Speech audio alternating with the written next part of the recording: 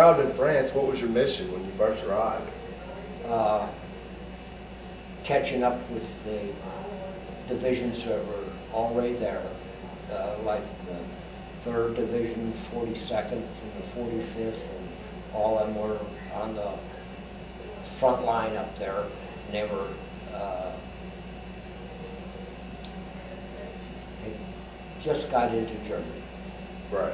And at that time, and I caught up with them.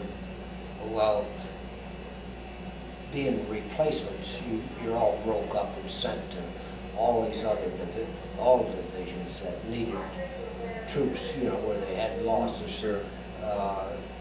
You were just a replacement. And I went with the 42nd Infantry Division there.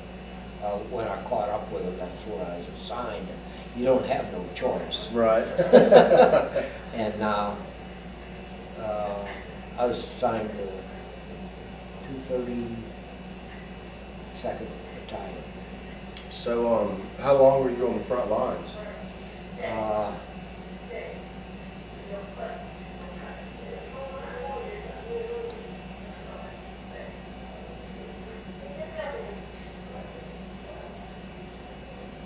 think 3 months. Wow. I'm not exactly, I'm trying to think of when the war ended. April, was it April something? I believe so. Let's see.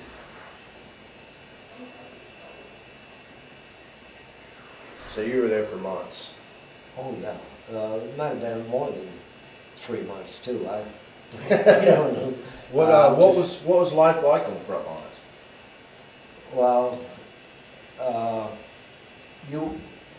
when the front line is moving like that, you know, by the time I caught up with it, it would move down, you'd go push them back 10 miles and then they'd set up a group and they'd resist you for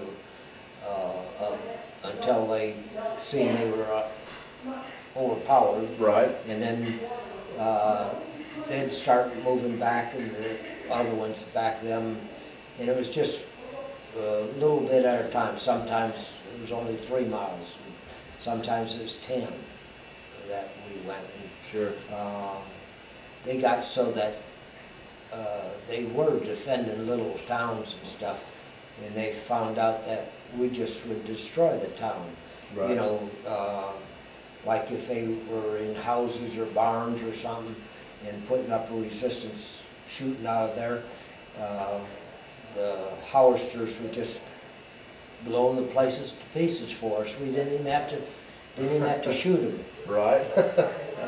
So when they found, you know, that everything was going to get destroyed, so they quit doing that. Yeah. They started resisting from woods. That's the worst part, woods. Yeah. But just the Howisters could, you know, blast the shots over everyone's head and land over in their. Were the woods the worst because it was harder to pinpoint the enemy? Sometimes, yes. Woods were.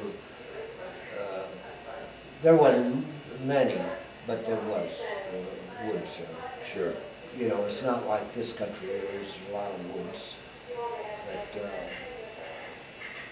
the woods weren't no easy thing. And normally, too, if you have that many troops, you're going down an area, you surround the woods, and who's ever in the woods is being captured by what we call the rear echelon. Anyone whose divisions that were back of us, sure, you know, took their surrender. And we had a lot of them would surrender even to us. And so was that the most frightening times on the front line when you were in? no, it's under shelling. The shelling was the most frightening? Yeah, because you don't know where that shell's coming in and hit you. It's like when we got down to the Danube, that's where we waiting for them to build a pontoon bridge across for us, because they destroyed all the bridges. Right. And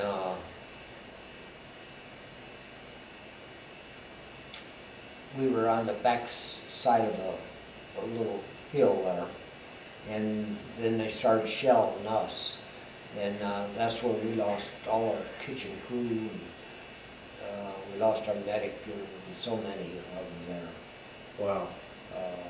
And that's why I say the shelling was the worst, because once you got, the further you went, you found less and less the German soldiers wanted to shoot a rifle at you. If they did, they knew they'd get blown away. We had so much firepower. Right, right. Well, what was your best memory of the war? Best memory? Was it in Switzerland after the war? Oh. Or You mean, oh. The best memories is seeing that much country of Europe. right. Really. And I loved living in Austria. That was a beautiful place, you know, with the mountains and skiing in the wintertime. This was after we went skiing in the wintertime, and we had so many things. It was like a big vacation then. Yeah. And the bad thing was, so many of these guys didn't want to go do nothing but go home. And you don't go home until your time comes up anyway. This was after the war was over in the Pacific too.